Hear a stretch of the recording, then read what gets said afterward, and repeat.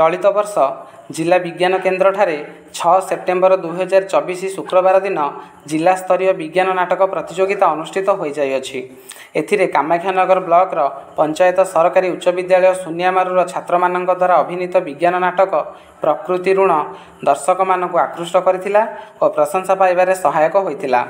उक्त विज्ञान नाटक प्रतियोगिता रे पंचायत सरकारी उच्च विद्यालय सुनियामारू तृतीय स्थान अधिकार करने सह 10म श्रेणी छात्र शुभंकर साहू श्रेष्ठ अभिनेता पुरस्कार लाभ करिबारे समर्थ होइथिले एवं यह विद्यालयर क्रमागत तृतीय श्रेष्ठ अभिनेता पुरस्कार थिला।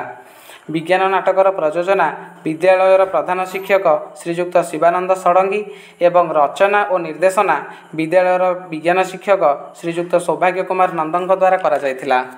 उक्त विज्ञान नाटक विद्यालयर नवम श्रेणीर छात्र साई किरण सामल, सुमन राउत और 10म श्रेणीर छात्र शुभंकर साहू, दिनेश कुमार साहू, विश्वजित सामल, पिंटू बारिकी और नीलमाधव विश्वाल अभिनय करथिले।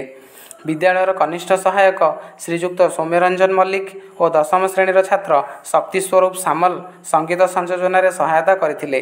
कामाख्यानगर तरणी सेन बारिकंक रिपोर्ट, अष्टकिला न्यूज।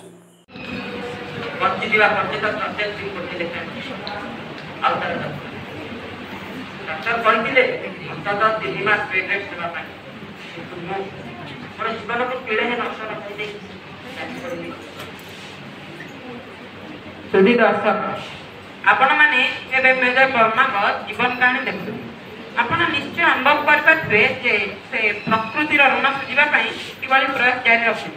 आपण जापर पृथ्वी आमर केते उपकारी।